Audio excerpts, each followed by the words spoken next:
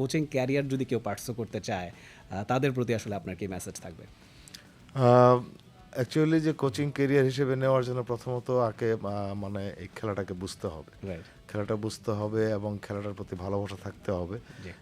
এটা হলো প্রথম তার ফার্স্ট প্রিপারেশন। এবং আমি যখন কোচিং কেরিয়ার শুরু করব তখন আমাকে সারা জীবনের ছাত্র, আমি সারা জীবনের ছাত্র হিসেবে এই একটা আমার একটা বিশ্বাস আছে।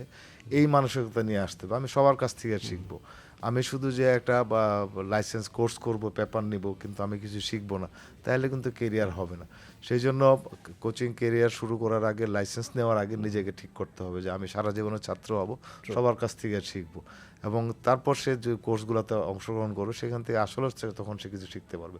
সে যদি কোনোভাবে দিন পার করে দিন শেষে শুধু লাইসেন্সটার জন্য, একটা পেপারের জন্য ওয়েট করে, তাহলে তার শিক্ষা হবে না। এটা একটা জিনিস। আরেকটা হলো যে একটা কোর্স কিন্তু সব কিছু শিখিয়ে দিতে পারে না। একটা বা 3 সপ্তাহ বা 4 সপ্তাহের কোর্স, বিশেষ করে বাংলাদেশের প্রেক্ষাপটে আমি বলছি, সেখানে সব কিছু আপনাকে শেখাতে হবে না। আপনার নিজ থেকে শিখতে হবে, শেখার আগ্রহ যাতে থাকতে হবে, এবং কোথায় গেলে শেখা যাবে সেইগুলো নিজের থেকে খুঁজে বের করতে হবে। তাহলেই কিন্তু এই পেশায় থাকা যাবে এবং টিকে থাকা যাবে। অ্যাবসলিউটলি।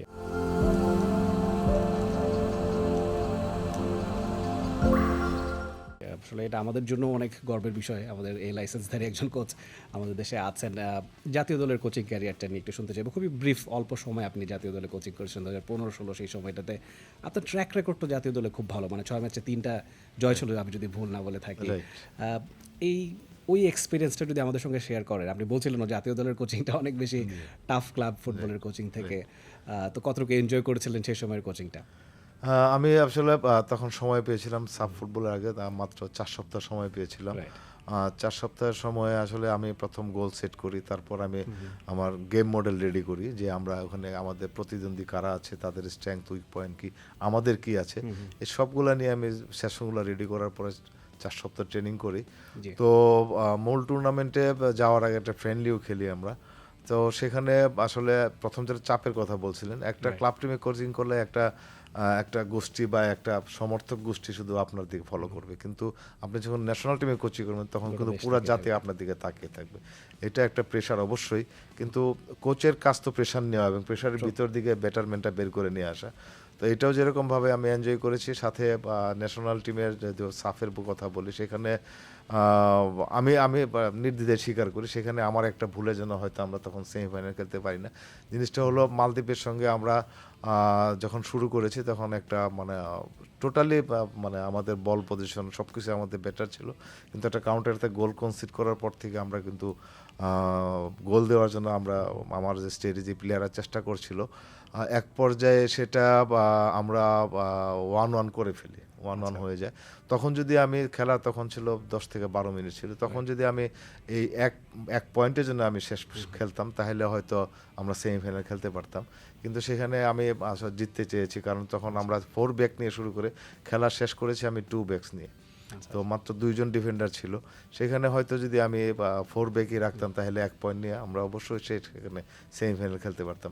এটা একটা আমি নির্দ্বিধায় সব জায়গায় বলি, সেটা আমার একটা ভুল প্ল্যানিং ছিল যে আসলে পরের ম্যাচটা আমাদের কি হবে বা মালদ্বীপ কী করে সেটা জানা ছিল না। সেই জন্যই আমি মালদ্বীপকে টার্গেট করেছিলাম, সেখানে আমরা সেমিফাইনালটা কনফার্ম করার জন্য। এটা একটা জিনিস মাথায় কাজ করছিল। কিন্তু মানে মডার্ন কোচিং এবং পরবর্তীতে এবং আমার এক্সপিরিয়েন্স, অন্যান্য খেলা বা কোচদের দেখে মনে হলো যে না, আসলে ওই মুহূর্তে 1 পয়েন্টে যদি আমি রেখে দিতে পারতাম তাহলে সেমিফাইনাল খেলতে পারতাম। তখন সেমিফাইনাল খেললে তখন হয়তো একটা কিছু হওয়া যেত আর কি।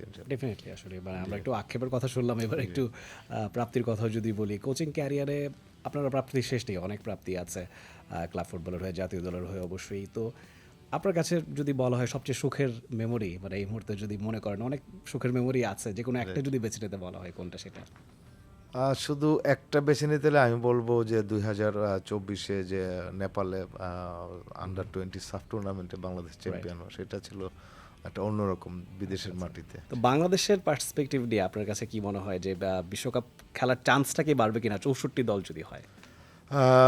চান্স তো অবশ্যই বাড়বে, কিন্তু এর সঙ্গে সঙ্গে একটা জিনিস দেখতে হবে, এটা আমার পার্সোনাল স্টাডি রয়েছে যে যে দেশগুলো ওয়ার্ল্ড কাপ খেলেছে বা খেলছে, মানে প্রায় ওয়ার্ল্ড কাপ খেলে, জি। তাদের দেশগুলোতে কিন্তু 6টা জিনিস বিদ্যমান রয়েছে। আমি যদি 6টা জিনিস একটা একটা করে বলি, তাহলে প্রথমত হলো সেই দেশের আপনার দেশের ফুটবল কালচার, ফুটবল স্ট্রাকচার এবং ক্লাবের কালচার জি। সেটা চেঞ্জ করতে হবে, সেটা অন্য লেভেলে থাকতে হবে। 2 নম্বর হলো ওই দেশের গ্রাসরুট লেভেলের পুরা দেশব্যাপী একটা কার্যক্রম থাকতে হবে। 3 নম্বর হলো ওই দেশের আপনার ইউথ ডেভেলপমেন্ট এবং লং টার্ম প্লেয়ার ডেভেলপমেন্টের প্রোগ্রাম থাকতে হবে এবং সেটা এফেক্টিভলি হইতে হবে। রাইট। 4 নম্বরে যদি আসি তাহলে দেখতে পাবো ওই দেশের কোচ এবং কোচিং মডার্ন এবং সেটা অবশ্যই টেকসই হইতে হবে। কোচ এডুকেশন কোচিং সেটা টেকসই হইতে হবে। আর যদি 5 নম্বরে আসে তাহলে ওই দেশের যে সর্বোচ্চ লিগটা, আমরা যে আমাদের এখানে বিএফএল, এই লিগটা সিনক্রোনাইজ, ওয়েল অর্গানাইজ এবং কম্পিটিটিভ হইতে হবে। জি।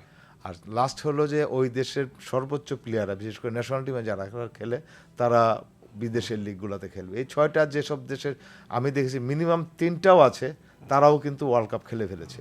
তো আমাদের দেশে এই 6টার হয়তো আমরা সবগুলা পারবো না, অ্যাটলিস্ট আমরা 3টা ডেভেলপ করে কিন্তু ওই পর্যায়ে যাওয়া সম্ভব আমাদের। অ্যাবসলিউটলি, আমরা নিশ্চয়ই হোপফুল হব বাংলাদেশ বিশ্বকাপে একদিন খেলবে সেই বড় মঞ্চে। For more updates, subscribe to our YouTube channel and click on the bell icon.